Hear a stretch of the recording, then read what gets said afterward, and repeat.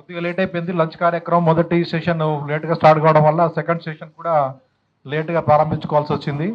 అందుకు అతిథులందరూ మమ్మల్ని మన్నించవలసిందిగా కోరుతున్నాం. కాలాతీతమైనందుకు క్షమించాలి. ముందుగా ఈనాటి బుద్ధుడు నుండి గద్దర్ వరకు, అదేవిధంగా అస్పృశ్య యోధుడు పుస్తక ఆవిష్కరణలకు ఇచ్చేసినటువంటి అతిథులకు మరియు బంధుమిత్రులకు, స్నేహితులకు అందరికి కూడా బీవీ చారిటబుల్ ట్రస్ట్ తరఫున హృదయపూర్వక స్వాగతం పలుకుతున్నాం.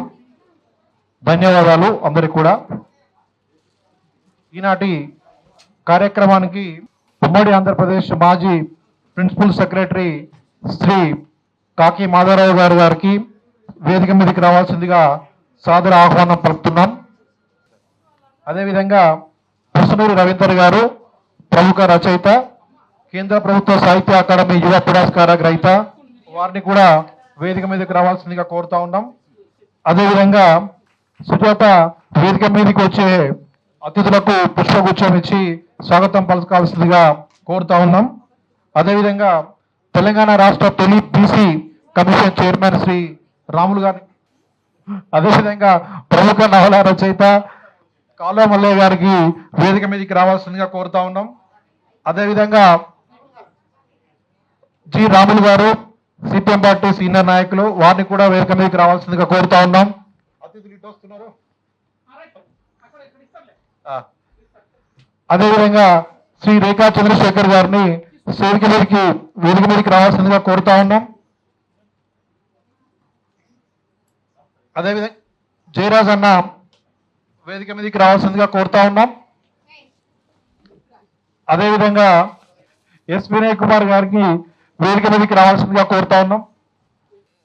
ప్రముఖ నాయకులు వామపక్ష నాయకులు వై సాంబశివరావు గారికి కూడా వేదిక మీదకి రావాల్సిందిగా కోరుతా ఉన్నాం.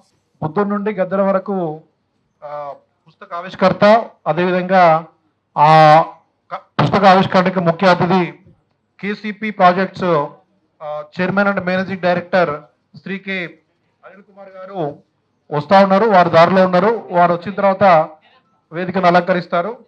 అదేవిధంగా బుద్ధు నుండి గద్దర్ వరకు గౌరవ అతిథి పుస్తక రచయిత శ్రీ ఈమని శివారెడ్డి గారు, ప్రముఖ బౌద్ధ రచయిత, వీరు కూడా వస్తా ఉన్నారు. వారు కూడా రాగానే వేదిక మీదకి ఆహ్వానిస్తాం. ఈ పూట కార్యక్రమానికి అధ్యక్షత వహించి కార్యక్రమాన్ని కొనసాగించవలసిందిగా అన్న డాక్టర్ పుసనూరి రవీందర్ గారిని కోరుతా ఉన్నాను. అన్న